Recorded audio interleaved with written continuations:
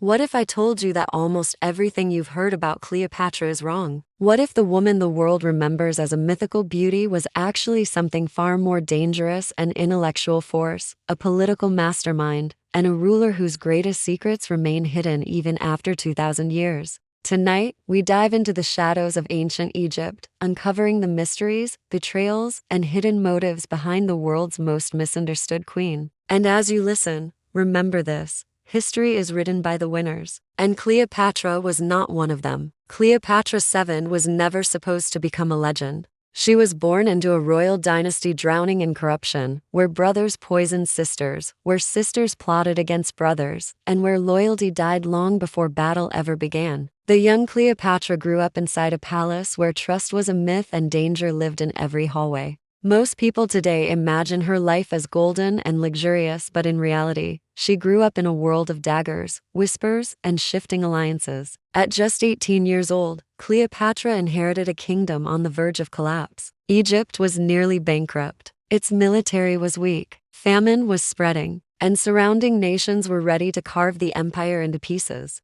Inside her own palace, the people closest to her were planning her removal. Her younger brother, Ptolemy, backed by ruthless generals, forced her out of Alexandria, stripping her of power, wealth, and safety. She escaped into the desert with nothing but a few loyal followers and an unbreakable will. But Cleopatra was not a queen who surrendered. While most rulers would flee or beg for mercy, she began planning her return with the precision of a strategist who understood that survival required boldness. And in one of the most daring moves in ancient political history, she secretly entered the heavily guarded palace of Julius Caesar, hidden inside a rolled carpet. When the carpet unfurled in front of the Roman leader, he didn't see fear. He saw determination, intelligence, fire. And that moment changed the course of history. What textbooks rarely mention is that Cleopatra never relied on beauty to influence Caesar. She relied on conversation, on ideas. She spoke 9 languages. She understood economics, philosophy, politics, and naval warfare. She wasn't trying to charm him. She was trying to save her kingdom. And Caesar, a man who respected strength, recognized her as an equal. With his support, Cleopatra reclaimed her throne, executed the traitors who conspired against her, and restored order in Egypt with a grip so steady it unsettled the Roman Senate. But Rome feared what came next. When Cleopatra gave birth to Caesarion, the biological son of Julius Caesar, the Senate panicked. A child meant a legacy. A legacy meant power. And power meant that Egypt could soon rise alongside Rome, threatening the delicate balance of the world's most powerful republic. Rumors began swirling in the Senate chambers. Letters were exchanged in secret. Cleopatra was labeled a sorceress, a manipulator, a foreign enemy controlling their leader. It was the beginning of a political smear campaign so powerful that its effects still shape her image today. When Caesar was assassinated, Cleopatra lost her greatest ally, but the world underestimated her again. Years later, when she met Mark Antony, it was not seduction that brought them together, it was strategy. Antony was a warrior. Cleopatra was a sovereign. Together, they formed an alliance that terrified Octavian, Caesar's adopted son and future emperor. Rome began manufacturing stories that Cleopatra used dark magic, that she bewitched Antony, that she planned to overthrow Rome itself.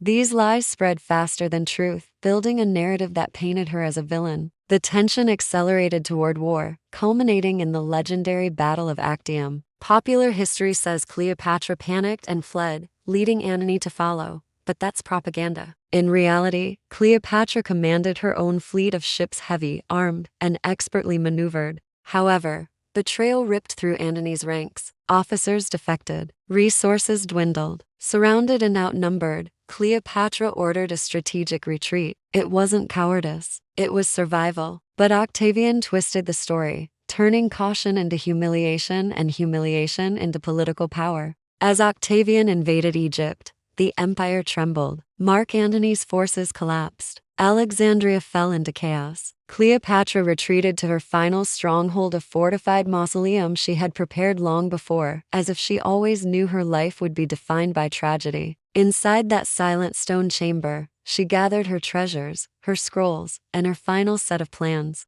It is here inside this tomb of shadows that the greatest mystery of her life unfolds. What if I told you that almost everything you've heard about Cleopatra is wrong? What if the woman the world remembers as a mythical beauty was actually something far more dangerous, an intellectual force, a political mastermind, and a ruler whose greatest secrets remain hidden even after 2,000 years? Tonight, we dive into the shadows of ancient Egypt, uncovering the mysteries, betrayals, and hidden motives behind the world's most misunderstood queen. And as you listen, remember this: history is written by the winners, and Cleopatra was not one of them. Cleopatra VII was never supposed to become a legend. She was born into a royal dynasty drowning in corruption, where brothers poisoned sisters, where sisters plotted against brothers, and where loyalty died long before battle ever began. The young Cleopatra grew up inside a palace where trust was a myth and danger lived in every hallway. Most people today imagine her life as golden and luxurious, but in reality, she grew up in a world of daggers, whispers, and shifting alliances. At just 18 years old, Cleopatra inherited a kingdom on the verge of collapse. Egypt was nearly bankrupt. Its military was weak, famine was spreading, and surrounding nations were ready to carve the empire into pieces.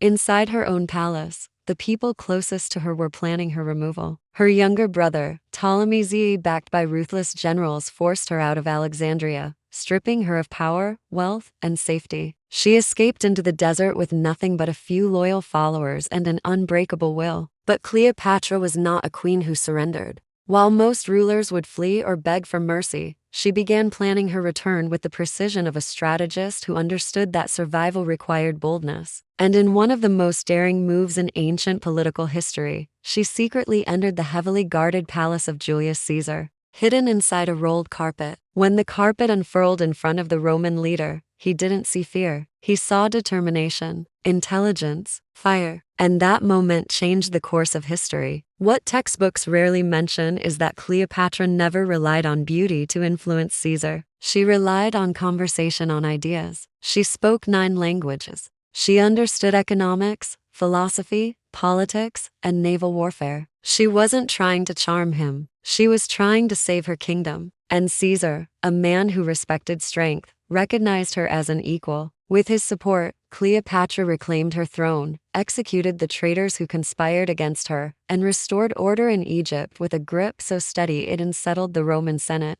But Rome feared what came next. When Cleopatra gave birth to Caesarion, the biological son of Julius Caesar, the Senate panicked. A child meant a legacy. A legacy meant power. And power meant that Egypt could soon rise alongside Rome, threatening the delicate balance of the world's most powerful republic. Rumors began swirling in the Senate chambers. Letters were exchanged in secret. Cleopatra was labeled a sorceress, a manipulator, a foreign enemy controlling their leader. It was the beginning of a political smear campaign so powerful that its effects still shape her image today. When Caesar was assassinated, Cleopatra lost her greatest ally. But the world underestimated her again. Years later, when she met Mark Antony, it was not seduction that brought them together, it was strategy. Antony was a warrior. Cleopatra was a sovereign. Together, they formed an alliance that terrified Octavian, Caesar's adopted son and future emperor. Rome began manufacturing stories that Cleopatra used dark magic, that she bewitched Antony, that she planned to overthrow Rome itself. These lies spread faster than truth, building a narrative that painted her as a villain. The tension accelerated toward war, culminating in the legendary Battle of Actium. Popular history says Cleopatra panicked and fled, leading Antony to follow. But that's propaganda. In reality, Cleopatra commanded her own fleet of ships, heavy, armed, and expertly maneuvered. However, betrayal ripped through Antony's ranks. Officers defected. Resources dwindled. Surrounded and outnumbered, Cleopatra ordered a strategic retreat. It wasn't cowardice. It was survival. But Octavian twisted the story, turning caution into humiliation and humiliation into political power. As Octavian invaded Egypt, the empire trembled. Mark Antony's forces collapsed. Alexandria fell into chaos. Cleopatra retreated to her final stronghold, a fortified mausoleum she had prepared long before, as if she always knew her life would be defined by tragedy. Inside that silent stone chamber, she gathered her treasures, her scrolls, and her final set of plans. It is here inside this tomb of shadows that the greatest mystery of her life unfolds.